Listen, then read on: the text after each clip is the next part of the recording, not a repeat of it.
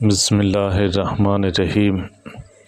سیدنا ابو ہریرہ رضی اللہ تعالیٰ عنہ سے مروی ہے کہ نبی کریم صلی اللہ علیہ وسلم نے فرمایا، بے شک اللہ تعالیٰ کے کچھ فرشتے ہیں، وہ یکے بعد دیگرے آتے ہیں، وہ رات اور دن کے فرشتے ہیں جو فجر اور عصر کی نمازوں میں جمع ہوتے ہیں، پھر اللہ تعالیٰ کی طرف چڑھ جاتے ہیں۔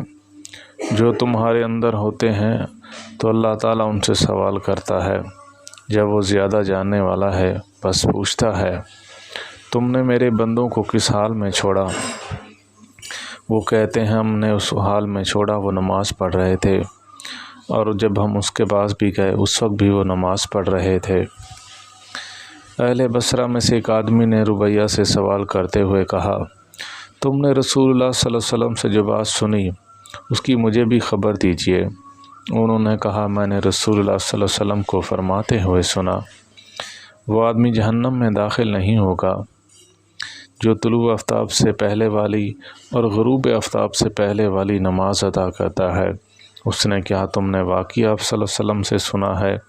انہوں نے کہا، میرے کانوں نے نبی پاک صلی اللہ علیہ وسلم سے سنا ہے اور دل نے اس بات کو یاد کیا ہے۔ اس بندے نے کہا، اللہ کی قسم میں نے بھی یہ کہتے ہوئے سنا تھا۔ مدان بن ابو طلحہ یمری کہتے ہیں کہ میں نے مولا رسول سیدنا ثوبان کو ملا اور کہا، مجھے ایسا عمل بتائیے اگر میں اس کو ادا کروں تو اللہ تعالیٰ مجھے جنت میں داخل کر دے۔ مجھے اللہ تعالیٰ کے نزدیک سب سے محبوب عمل کی خبر دیجیے۔ بس وہ خاموش رہے۔ پھر میں نے ان سے سوال کیا لیکن وہ خاموش رہے۔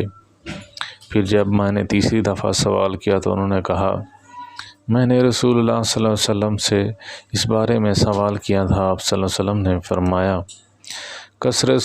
کثرت سجود کا اہتمام کر، کیونکہ جب بھی تو سجدہ کرے گا اللہ تعالیٰ تیرا ایک درجہ بلند کر دے گا، تیرا ایک گناہ مٹا دے گا۔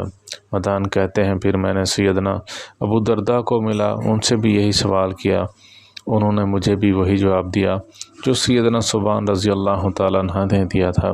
اللہ تعالیٰ ہم سب کو کثرت سے نماز پڑھنے والا بنا دے۔ وآخر دعوانا الحمد للہ رب العالمین۔